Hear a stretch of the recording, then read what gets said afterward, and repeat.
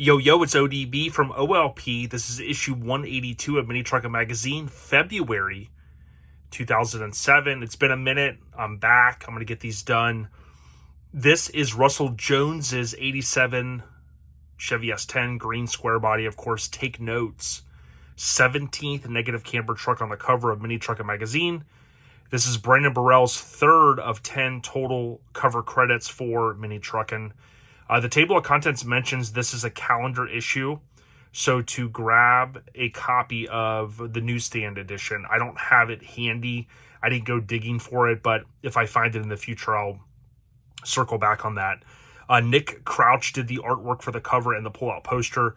It's the 47th cover with a Chevy so far.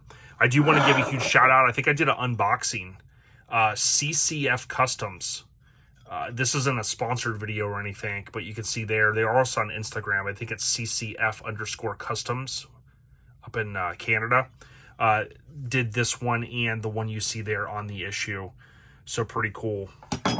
Thanks for giving us an opportunity to showcase to the world via our channel. We definitely appreciate it, and our social media. We're going to jump in here. I know, being that this is issue 182, I do want to get through these. I know I've gotten some really good, feedback from so many of you saying, hey, let's wrap this up. And I couldn't agree more. I originally wanted to wrap it up before the end of the year. Of course, I don't see that happening, but nothing's going to stop me. Dragging through SEMA, here we come. So here you see First Blood, this amazing Toyota. Ironically enough, SEMA just wrapped from the time that I'm recording. SEMA 2024 just wrapped last week. So pretty cool. This is something I always enjoyed about the magazine, especially this one. Anytime that they did like a custom table of contents, and I kind of talked about how, this was a cool layout because it gave you that little square photo, if you will, to showcase what's in it. You always have your standard little insight here. Russell Jones's amazingly clean 87 there. Photography, you see Brandon Burrell. February 07 is our calendar issue and can only be found on newsstand version. So if you're a subscriber, go grab it. And that's key. Again, that helps drive the sales of the magazine up, which, from an insider perspective, not that I'm an insider, but, that's going to help with the sales numbers in general. But, that's just the way it is. And that's what they would do to drive it, make it a little bit different. The hardcore enthusiasts typically are going to go and check it out. Ironically, I don't cover a lot of these bigger ads, but the gentleman that owned or started, I think, AIM Industries, that became the Airbag It website or whatever it was, he recently passed away. And I think Switch Suspension had kind of the best post that I saw that really wasn't, going into any of the drama over any of it. They just kind of said, hey, rest in peace. So you have Mike Alexander with Construction Zone. You have, here is John and Trisha Limore. 93 Nissan Hardbody from OKC, Oklahoma. Or Oklahoma, not OKC. And then here you have a hardbody with the Frontier front end. Scott Schultz, 97 Nissan Hardbody from Tucson. A lot of awesome hardbodies from Tucson. Trucks, TV series drags for the world to see, so it's kind of cool. I think they did another mini truck on one of the shows a year or two ago.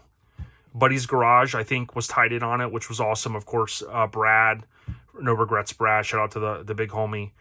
He was also had his S10 featured on Power Block, I think it was. So minis are always on the rise. Taco-Lux, this Japanese Hi-Lux gets an anniversary or American twist. Super cool. Again, you can see Mike Alexander, Ernie, rest in peace, does the write-up. This was a key thing about expanding worldwide and Mike and those guys traveling like they did. Being able to be over there and shoot a bunch of features and then have content for months, issue upon issue, super cool. And of course, we know this is a Tacoma. It's always intriguing to me, the different names. Hi-Lux has been around forever in, the other side of the world, if you will, from a naming perspective. Here you got Slamboree 2006. Obviously, Slamboree's been around a long time.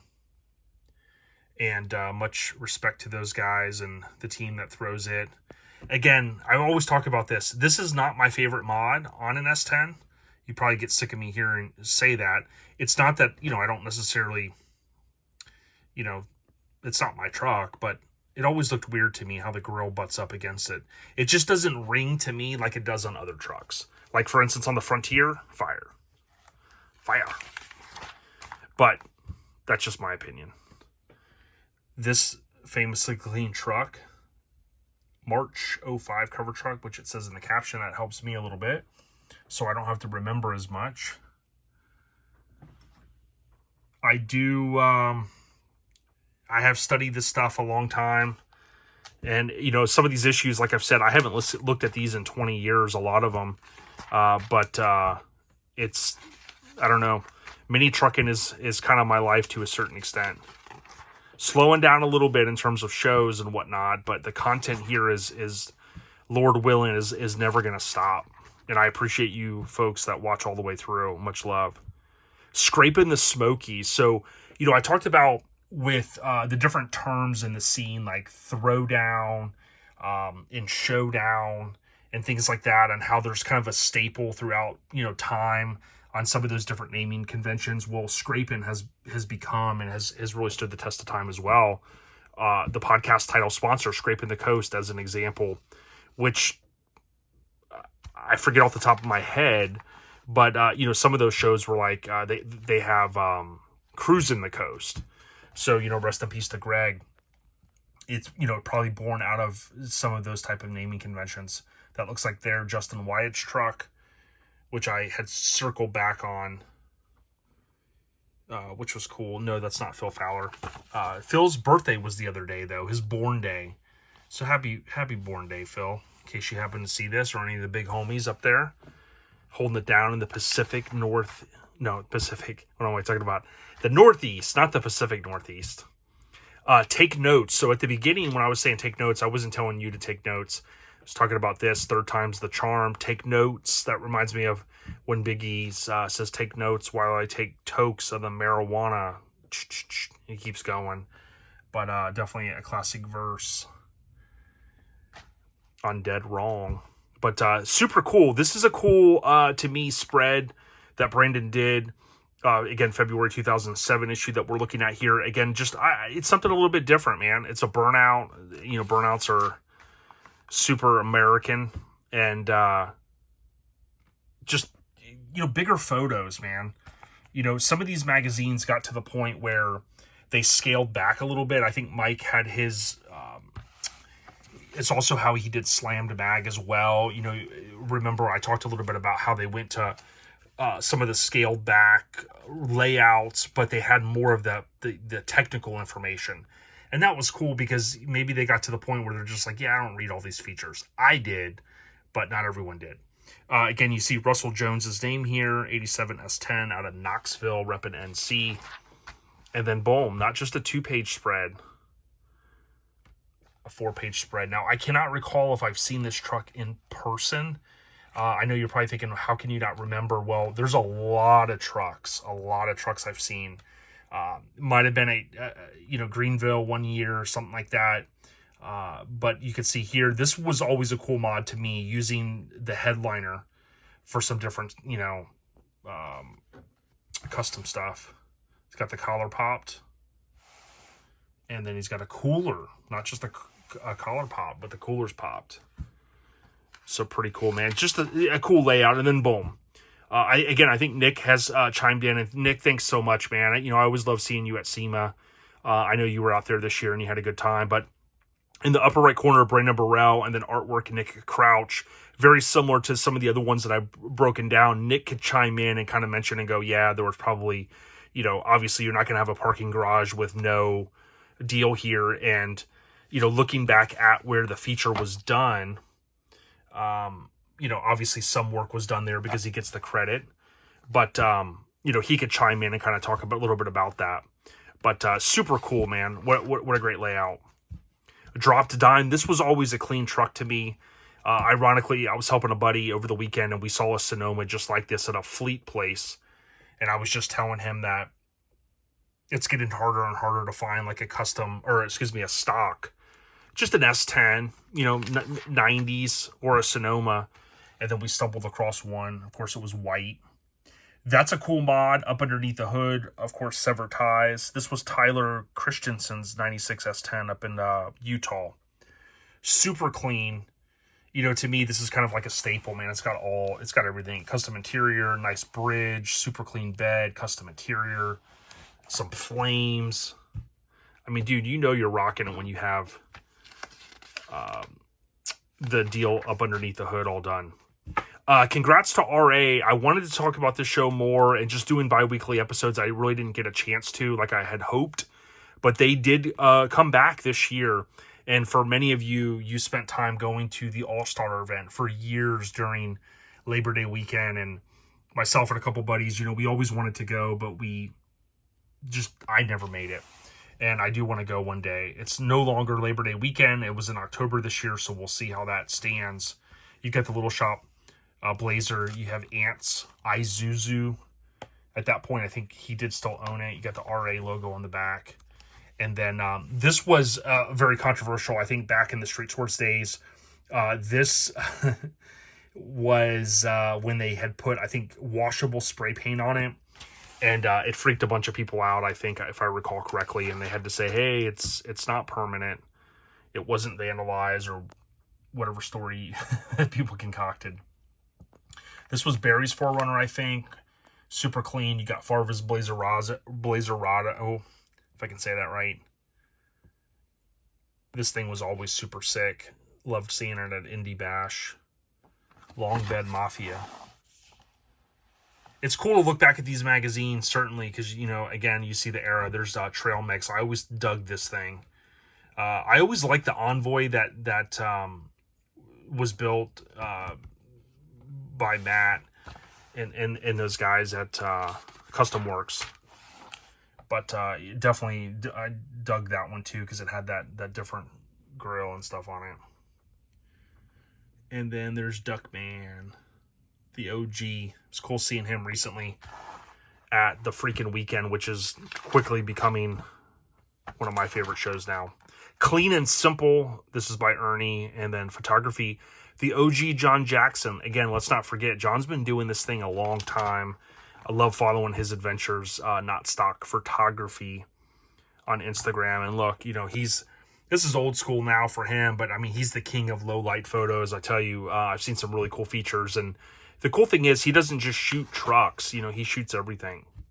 Grounded for Life 2006, the 7th annual Northeast Spectacular.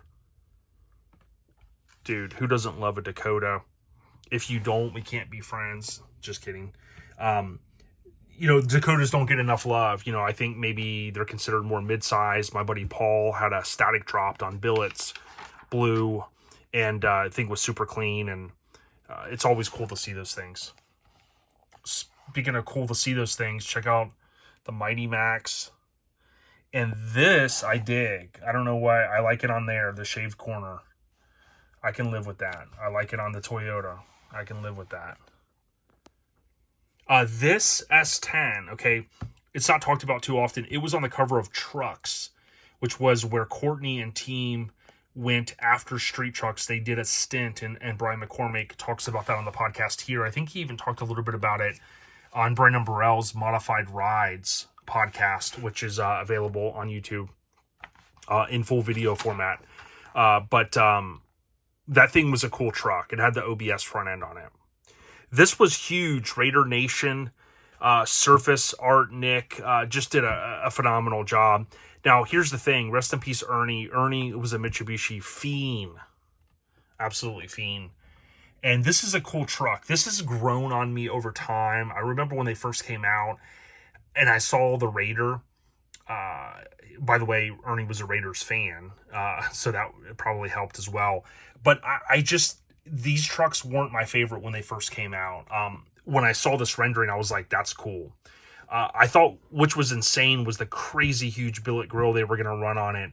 But, you talk about the Dakotas that I was just talking about. I mean, it almost reminds me cab-wise as like a Dodge Dakota back in that era. But you could see the paint there, almost reminiscent of like how Crew Cut and West Side, the paint all came together with this kind of graphic on the back, which was going to be sick. Of course, Devious Customs was going to be involved. And then, you have to have a nod to Ernie there with No Regrets 1, which that truck is still around. I'm told it's being stored or being worked on, and his brothers are looking out for him. Rest in peace, Ernie. Super clean. Again, when they first came out, the front ends, they didn't do it for me, but I understood his vision. And when I saw that rendering, I was like, that's dope. Speaking of dope, here you go. Ernie Macias again with the write-up, Mike Alexander. And you've got the 4-door Toyota. Super clean feature. Love, just the background, using the architecture a little bit to do just a super clean, cool feature. And they did those a lot. This is Luke Conley from NSW Australia, Sydney.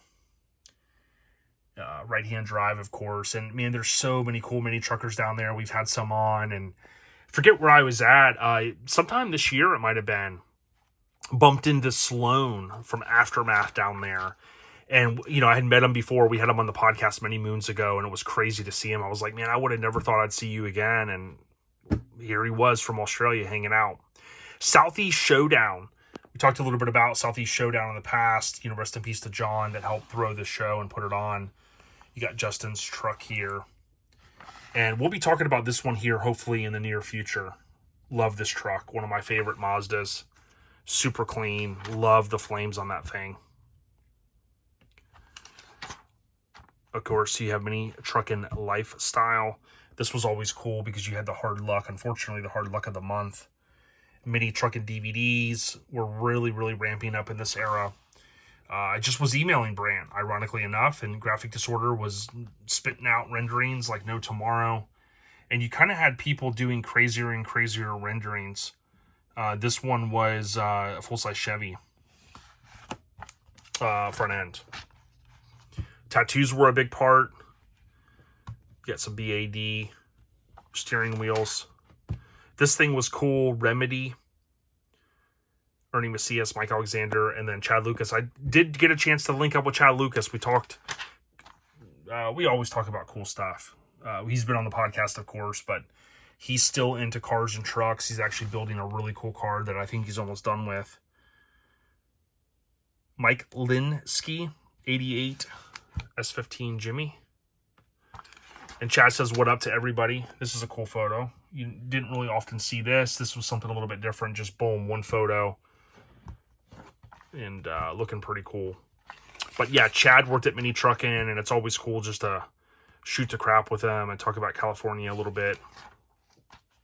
Matt Long, that was, I drew a blank earlier on Matt's name, that built the Envoy.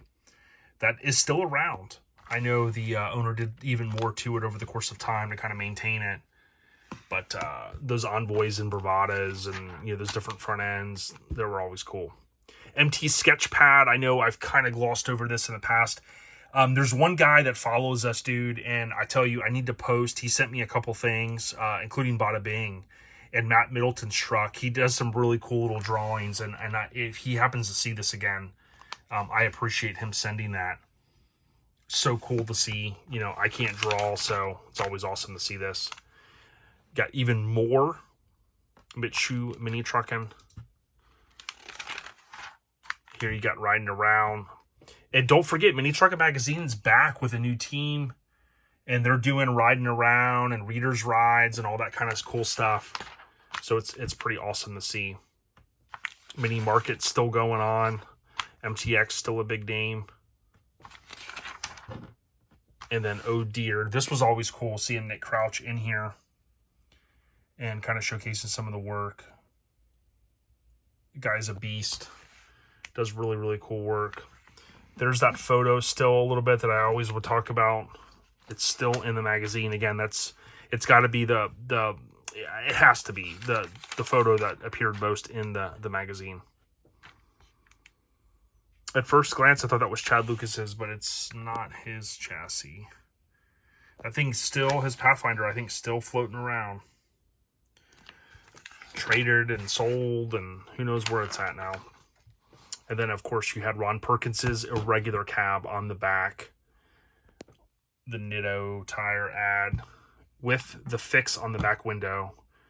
That was done via Photoshop. I talked about that a little bit in the past. Okay, so 20 minutes. If you made it to the end, thank you so much. Russell Jones is 87, February 2007, issue 182. Stay on the rise, everyone. Thank you for the support, ODB. We out ya. And don't forget, if you want a belt buckle, CCF Customs up in Canada, eh? Peace.